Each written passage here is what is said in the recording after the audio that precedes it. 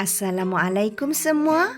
Hari ini Ustazah nak masak bubur nasi berlauk, resepi dari ayah tangan Ustazah. Jangan lupa subscribe. Jom kita memasak.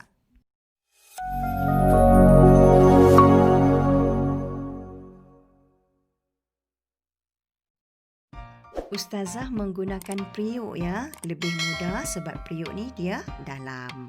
Masukkan 1 cawan beras yang telah pun dibersihkan dan ditoskan.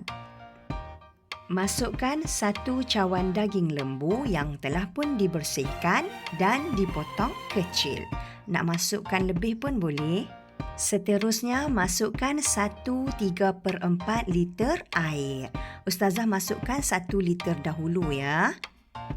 2 batang serai yang telah pun diketuk. 2 inci halia diketuk, nak hiris nipis pun boleh. Setengah sudu kecil halba dan setengah sudu kecil lada hitam.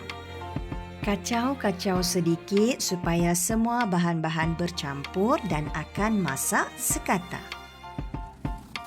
Boleh tutup dulu tudung periuk supaya cepat mendidih. Kacau sesekali supaya tidak bergerak di bahagian bawah dan ejas api kuat dan perlahan agar kuah tidak melimpah. Setelah air sedikit kering dan nasi pun separuh masak, lebih kurang macam ni, bolehlah ditambah 3/4 liter air yang seterusnya.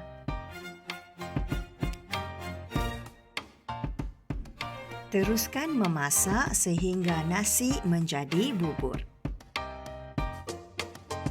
Sambil kita menunggu bubur kita masak, bolehlah kita sediakan bahan yang lain dulu. Sediakan kuali dan masukkan minyak masak secukupnya untuk kita menggoreng ikan bilis.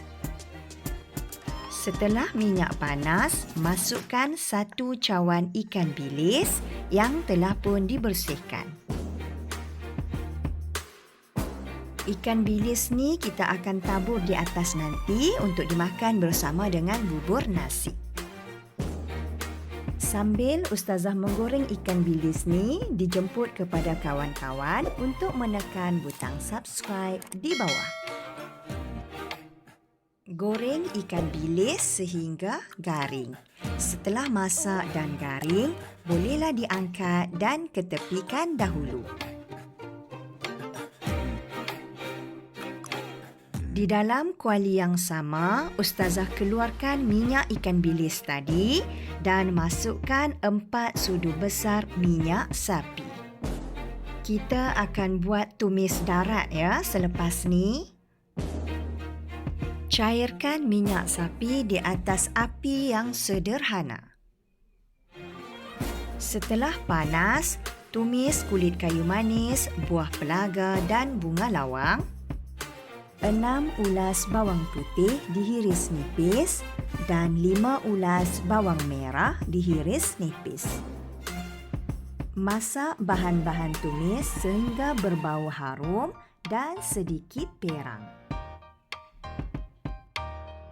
Terima kasih diucapkan kepada kawan-kawan yang telah pun menekan butang subscribe di bawah. Setelah garing, bolehlah dimasukkan 2 sudu kecil perencah sup.